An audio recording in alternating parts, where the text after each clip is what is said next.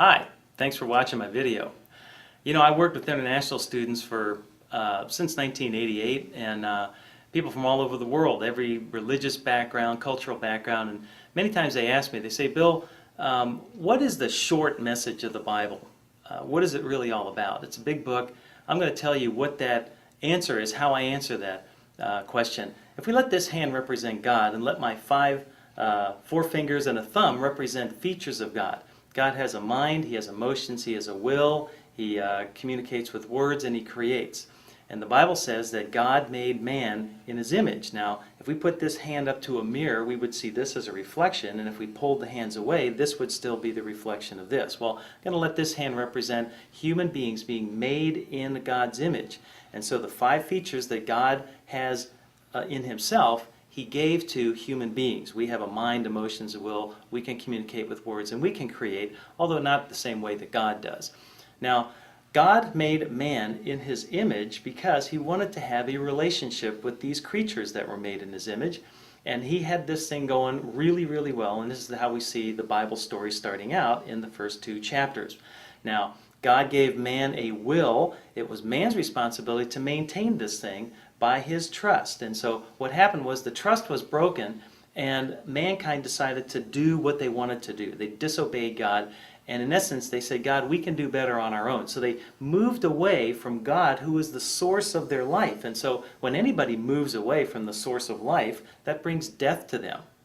And so they died spiritually, ultimately they died physically, and man soon realized that this death thing was operating in their lives, and it also included things like guilt and shame and fear, things that they had never before experienced when they had fellowship with God. And so all of those negative things, pain, suffering, argument, wars, fighting, all these things are represented in the fact that man is no longer in relationship with God, and that is what people are looking for. And so, since man cannot do anything to extend his physical life significantly, it's kind of foolish to think that they could extend their lives, their spiritual lives, significantly, and they can't. They really can't. It's just a picture that death is something that we cannot undo on our own. And so that leaves only God as the only person who can do anything about it. And what He did was He sent Jesus down to earth.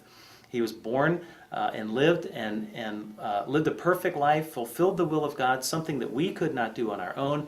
And then Jesus Himself went to voluntarily choose to go to the place of suffering, pain, of sin.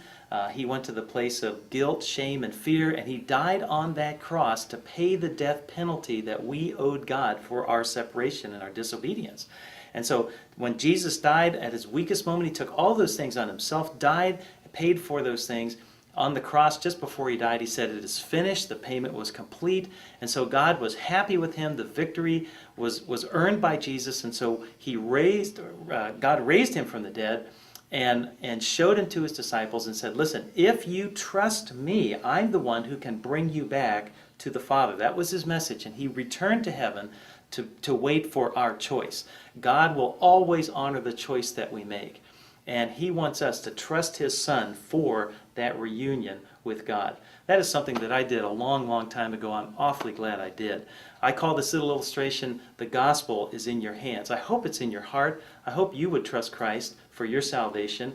And I hope that the gospel goes into your hands too, because it is something that the world is looking for.